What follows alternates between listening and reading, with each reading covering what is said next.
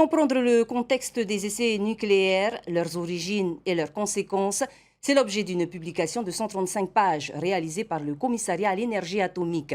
Cet ouvrage, rédigé par un historien spécialiste du domaine, a pour objectif d'apporter un maximum de clés de compréhension à ses lecteurs et de vulgariser certaines données scientifiques complexes.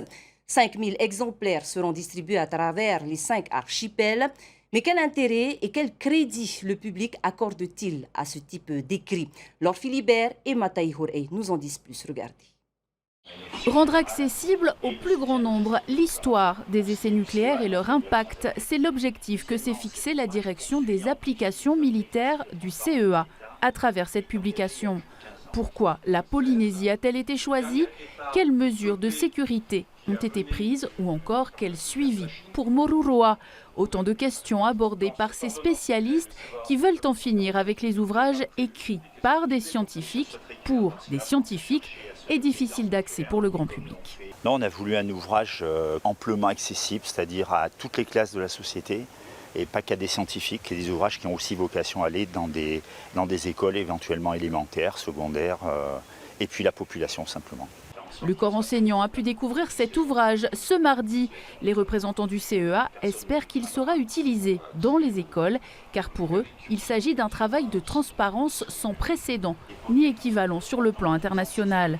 Et si les associations antinucléaires n'en sont pas convaincues, pour le directeur des applications nucléaires, l'obscurantisme n'a plus lieu d'être en 2022. Quoi que l'on fasse, de toute façon, on aura toujours face à nous des détracteurs qui nous diront on n'a pas encore été assez loin, vos chiffres. Les chiffres, ils sont auditables, tout ce qui est publié est auditable. Finalement, les populations commencent à dire bon, c'est bon, maintenant on a compris, les essais c'est derrière nous, tournons-nous voir l'avenir, aidez-nous à développer notre territoire.